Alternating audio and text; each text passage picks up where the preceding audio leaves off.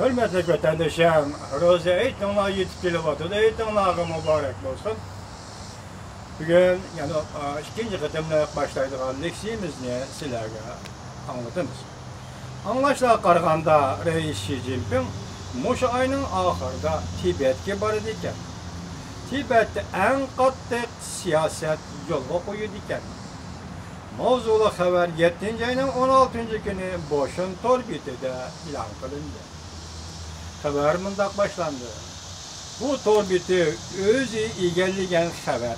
Reis Xi Jinping muş ayının ahırda Tibet'e berib, Tibet'ni ko'zdan kechirdi ekan.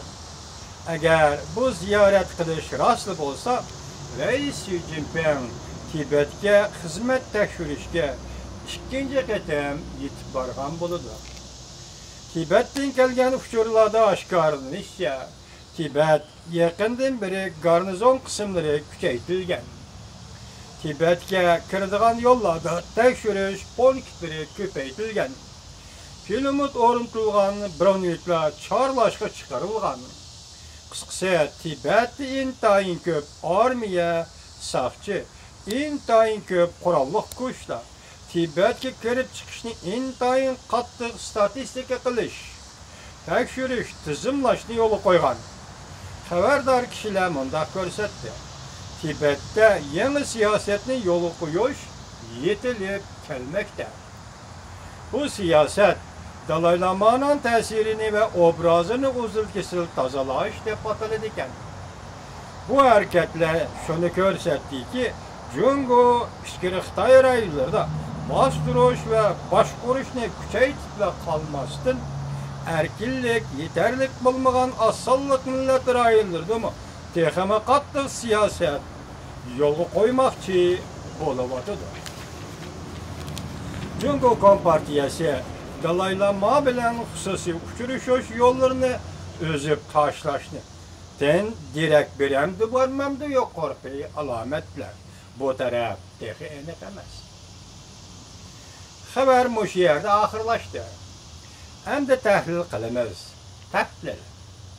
Birinchi, Reis Xi Jinping nima ish qilib Tibetni ziyorat qiladigan bo'lib qoldi?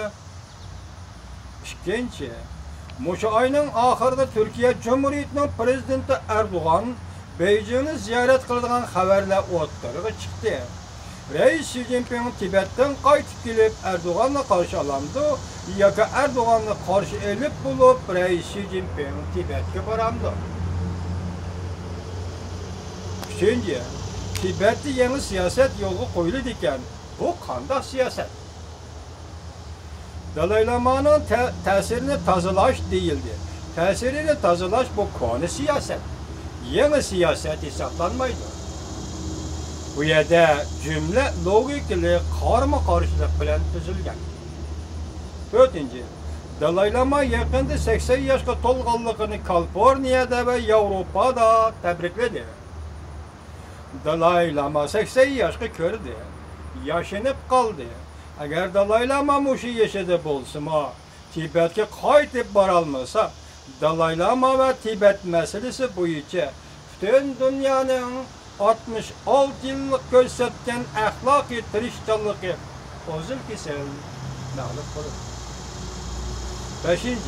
Menimcha yuqorqi Tibetda yo'lga qo'yilgan yangi siyosat Dalai Lamani Tibetga taklif qiladigan yangi siyosat emasmidi?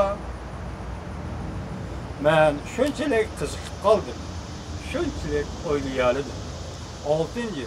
Bu yil 11 oyda Xuyobon tug'ilganligining 100 yilligini intayin dog'dug'uliq xotirlaydi ekan. Xotirlash Xuyobonning siyosatini bugun Kompartiyaning siyosatiga aylantirishni kun tartibga ilib kelarmi? Jungoning kaskin vaziyati taraqqiy qilib oxirgi yetdi. Endilikte keyniga chekinishning yo'lini izlashga to'g'ri keladi yo'q.